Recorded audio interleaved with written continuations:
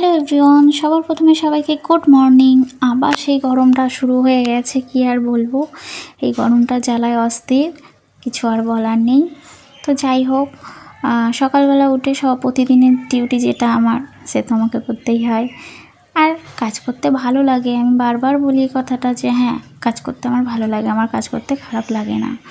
তো যাই হোক, সকাল সকাল উঠে কাজটা সারা সেরে তারপরে গিয়ে চা টা খেতে হয়। আমার চা টা খাওয়ার আগে কয়েকদিন ধরে আমার সকালবেলা খালি পেটে যেটা খাওয়া শুরু করেছি, মধু দিয়ে চিয়া সিড আর মধু গরম জল, তো সেটা খাই।